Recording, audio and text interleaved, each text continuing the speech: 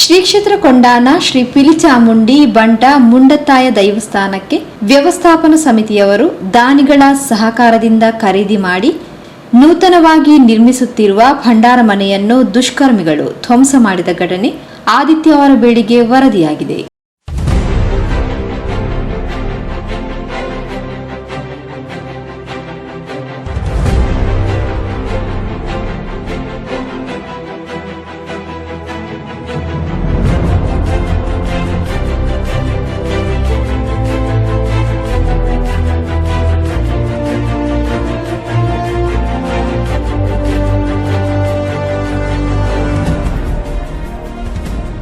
ಶ್ರೀ ಕ್ಷೇತ್ರ ಕೊಂಡಾಣದಲ್ಲಿ ಕಳೆದ 10-15 ವರ್ಷಗಳಿಂದಲೂ ಲೆಕ್ಕಪತ್ರದ ವಿವಾದವೊಂದು ಜೋರಾಗಿದ್ದು, ಇದೀಗ ವ್ಯವಸ್ಥಾಪನಾ ಸಮಿತಿ ದಾನಿಗಳ ಸಹಕಾರದಿಂದ ನೂತನವಾಗಿ ನಿರ್ಮಿಸಿದ್ದ ಭಂಡಾರ ಮನೆಯನ್ನು ಧ್ವಂಸ ಮಾಡಿದ ಘಟನೆ ನಡೆದಿದೆ.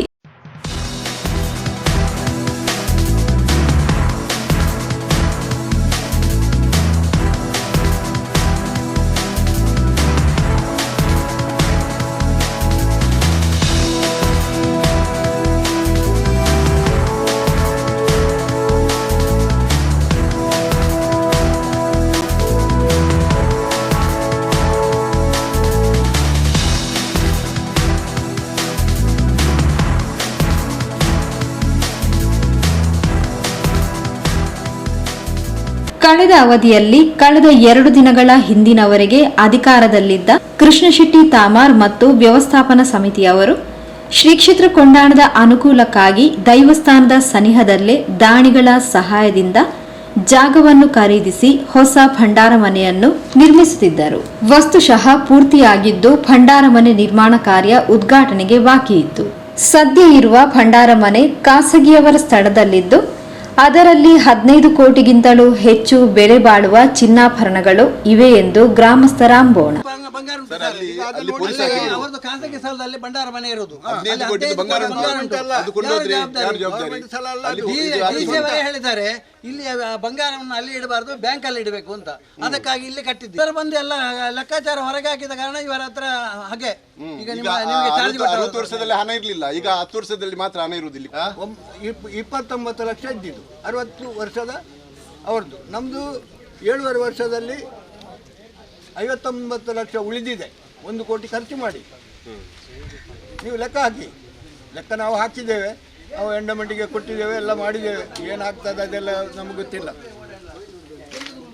ಭಂಡಾರ ಮನೆ ಖಾಸಗಿಯವರ ಸ್ಥಳದಲ್ಲಿ ಇರುವುದರಿಂದ ಆಡಳಿತ ಸಮಿತಿಗೂ ವ್ಯವಸ್ಥಾಪನಾ ಸಮಿತಿಯವರಿಗೆ ಭಂಡಾರ ಮನೆಯ ಮೇಲೆ ಯಾವುದೇ ರೀತಿಯ ಹಿಡಿತ ಇರಲಿಲ್ಲ ಎಂಬ ಕಾರಣಕ್ಕಾಗಿಯೂ ನೂತನ ಭಂಡಾರ ಮನೆ ನಿರ್ಮಾಣ ಆಗಿತ್ತು. ಇದಕ್ಕೆ ಪ್ರಶ್ನಾ ಚಿಂತನೆಯಲ್ಲಿಯೂ ಒಪ್ಪಿಗೆ ದೊರೆತಿದ್ದು 1951ನೇ ಇಸವಿಯಲ್ಲಿಯೇ ಕ್ಷೇತ್ರದ ಸನಿಹದಲ್ಲೇ ಭಂಡಾರ ಮನೆ ನಿರ್ಮಾಣ ಆಗಬೇಕೆಂದು ಕ್ಷೇತ್ರದ ಪುರೋಹಿತ ವರ್ಗಕ್ಕೆ ಸಂಬಂಧಪಟ್ಟ ರಾಘವೇಂದ್ರ ರಾವ್ ರವರು ತಿಳಿಸಿದ್ದಾರೆ.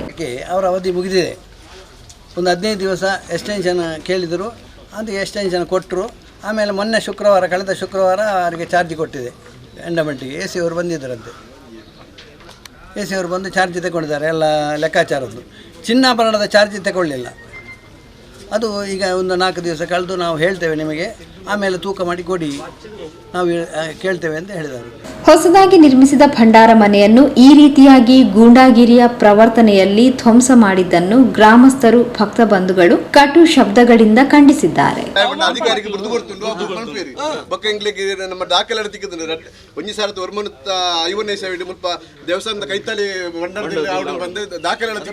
ಅಧ್ಯಕ್ಷರ ಲೆಕ್ಕದಲ್ಲಿ ಜಾಗ ಇದ್ದರೆ ಸರಿ, ಇಷ್ಟು ಜಾಗ ಉಂಟು.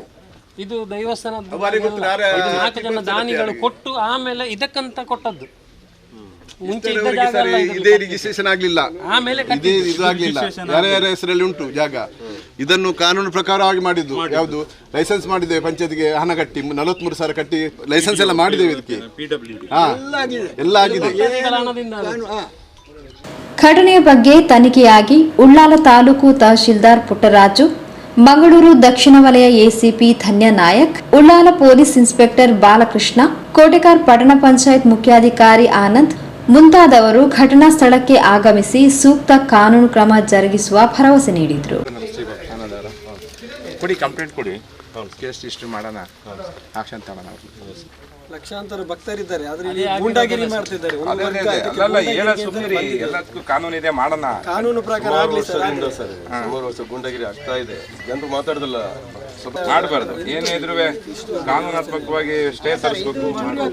ಎಷ್ಟೋ ದಾನಿಗಳು ಕೊಟ್ಟಿರೋದು ಅದು ಗುರುಕಾರರವರ ಸ್ವಾಧೀನದಲ್ಲಿದೆ, ಸರ್ಕಾರದ ಸ್ವಾಧೀನದಲ್ಲಿಲ್ಲ. ಹಾಗಾಗಿ ಸುಮಾರು 15 ಕೋಟಿಗಿಂತ ಮೇಲ್ಪಟ್ಟು ಬೆಲೆ ಬಾಳುವಂತ ಚಿನ್ನಾಭರಣಗಳಿದೆ. ಅದಕ್ಕೆ ಏನು ಭದ್ರತೆ ಇದೆ? ಅದಕ್ಕೋಸ್ಕರ ಇಲ್ಲಿ ಮಾಡ್ತಾ ಇದ್ದಾರೆ. ಅವ್ರ ಹತ್ರ ಕೇಳಿದೀವಿ. ನೀವು ಮಾಡ್ತಿರಲ್ಲ ಇಲ್ಲಿ, ನೀವು ಮಾಡ್ತಿರಲ್ಲ, ಇಲ್ಲಿ ಮಾಡಾದ್ಮೇಲೆ ಇಲ್ಲಿ ವ್ಯವಸ್ಥೆ ಹೆಂಗ್ ಮಾಡ್ಕತ್ತೀರಿ? ಇಲ್ಲಿ ಇಟ್ಬಿಟ್ಟು 15 ಎಲ್ಲ ವ್ಯವಸ್ಥೆ ಆಗಿದೆ, ಎಲ್ಲ ವ್ಯವಸ್ಥೆ ಆಗಿದೆ. ಅದು ಮಾಡ್ಕೊಂಡೇ ಮಾಡುದು, ಸುಮ್ಮನೆ ಮಾಡೋದಲ್ಲ. ಯಾಕಂದ್ರೆ ಅಲ್ಲಿ ಪ್ಲೇಸ್ ಅಲ್ಲಿ ಅಮೌಂಟ್ ಇಡುವಂತದ್ದು ಇಲ್ಲ, ಇಲ್ಲಿ ಏನು ಇಡ್ಲಿಕ್ಕಿಲ್ಲ. ಬಂಗಾರ ಅದು ಬಿಲ್ಲಿ ಅದೆಲ್ಲ ಲಾಕರ್ ಅಲ್ಲಿ. ಸ್ಟ್ರಾಂಗ್ ರೂಮ್ ಮಾಡಿ ಸ್ಟೆಪ್ ತಗೋಬೇಕು ಸರ್. ಇವತ್ತೇ ಫೈನಲ್ ಸ್ಟೆಪ್ ಆಗ್ಬೇಕಿದು. ಇನ್ನು ಕ್ವಶನ್ನೇ ಬರ್ಬಾರ್ದು ಇನ್ ಫ್ಯೂಚರ್ ಡೇಸ್ ಅಲ್ಲಿ.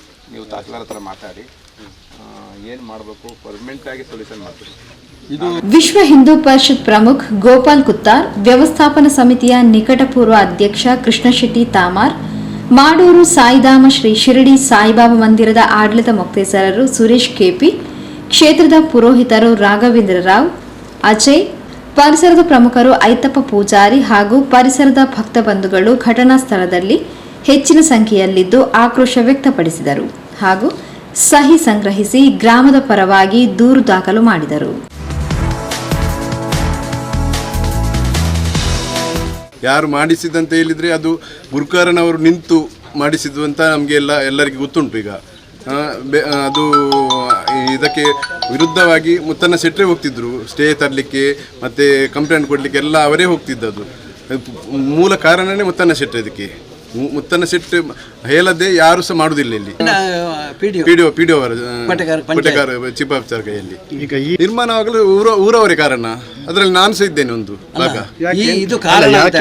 ಯಾಕೆ ಅಂತ ಇದು ಲೀಗಲ್ ಆಗಿ ಮಾಡುವಂಥದ್ದು. ಅಲ್ಲಿ ಇರುವುದು ಲೀಗಲ್ ಅಲ್ಲ, ಖಾಸಗಿ ಇವರ ಗುತ್ತಿನವರ ಮನೆಯಲ್ಲಿ ಭಂಡಾರ ಮನೆ ಉಂಟು, ಅದು ರೆಕಾರ್ಡ್ ಆಗಲಿಲ್ಲ. ಇದೆಲ್ಲ ಜಾಗ 10 ಸೆಂಟ್ ಜಾಗ ರೆಕಾರ್ಡ್ ಮಾಡಿ ಮತ್ತೆ ಲೈಸೆನ್ಸ್ ಮಾಡಿ ಎಲ್ಲ ಪರ್ಮಿಷನ್ ಮಾಡಿ ಇದು ಮಾಡಿಸುವುದಂಥದ್ದು ಸರ್ಕಾರದ ಎಲ್ಲ ಪರ್ಮಿಷನ್ ಎಲ್ಲ ಆಗಿದೆ. ಇದಕ್ಕೆ ಪ್ರಶ್ನೆ ಚಿಂತನೆಯಲ್ಲಿ ಬಂದಿದೆ. ಅದು 1950ನೇ ಇಸವಿಯಲ್ಲಿ ಅದು ಡಾಕ್ಯುಮೆಂಟ್ ನಮಗೆ ಸಿಕ್ಕಿದೆ. ಭಂಡಾರದ ಮನೆ ದೇವಸ್ಥಾನದ ಹತ್ತಿರನೇ ಆಗ್ಬೇಕಂತ ಹೇಳಿ. ಒಂದು ಕೊಂಡಾನ ಕ್ಷೇತ್ರವನ್ನು ನನಗೆ ಏನು ಇಲ್ಲದಾಗ ತೋರಿಸ್ತವನೇ, ಜಗತ್ತಿಗೆ ತೋರಿಸ್ತವನೇ ನಾನು. ಅಲ್ಲಿ ಆ ಮಾಡೂರಿನಲ್ಲಿ ಒಂದು ದ್ವಾರ ಕಟ್ಟಿ, ಅದು ಏನು ನಾನು ಕೂಲಿ ಕೆಲಸ ಮಾಡ್ತಿದ್ದವನಿಗೆ ಏನೋ ಒಳ್ಳೆಯಿತ್ತು, ನನ್ನ ಸನ್ನಿಧಾನಕ್ಕೆ ಏನಾದರೂ ಮಾಡಬೇಕಂತ ಹೇಳಿ 3 ದ್ವಾರ ಸಹ ನಮ್ಮ ಕೈಯಲ್ಲೇ ಮಾಡಿ. ಆ 3 ದ್ವಾರ ಮಾಡುವಾಗ ಸಹ ನನಗೆ ಅಷ್ಟು ಚಿತ್ರಹಿಂಸೆ ಕೊಟ್ಟಿದ್ದಾರೆ ಇವರು. ಬೇಡ, ನೀನು ಸಾಯ್ತಿ ಅಂತ ಹೇಳಿ. ಅದೊಂದು 35 ವರ್ಷ ಆಯಿತು ಕಟ್ಟಿ. ಇಷ್ಟರವರೆಗೆ ನನ್ನ ದೈವಗಳು ನನ್ನನ್ನು ಬಿಡಲಿಲ್ಲ. ಮಾತ್ರ ಶಿಕ್ಷೆ ಆಗಬೇಕು, ದೈವಗಳು ಕೊಡಬೇಕು, ಬೇರೆನೇ ಕೊಡಬೇಕು. ನಮ್ಮ ಸರ್ಕಾರ, ನಮ್ಮ ಕಾನೂನು ಎಂತ ಇದೆ ಅದು ಕೊಡಲೇಬೇಕು ಅವ್ರಿಗೆ. ಅಲ್ಲಲ್ಲ, ಗುರುಕಾರ ಇನ್ನು ಅಗತ್ಯನೇ ಇಲ್ಲ. ಇಲ್ಲಿ ಮಾಡಲೇಬೇಕು, ಊರಿನವರು ಸೇರಿ ಮಾಡಲೇಬೇಕು. ಇದು 15-20 ಕೋಟಿದು ಬಂಗಾರ, ಬೆಳ್ಳಿ ಬಂಗಾರ ಉಂಟು. ಅದನ್ನು ಇಲ್ಲಿ ಇಡಬೇಕು, ಶಾಶ್ವತವಾಗಿ ಬ್ಯಾಂಕಿನ ಲಾಕರಲ್ಲಿ ಇಡಬೇಕು.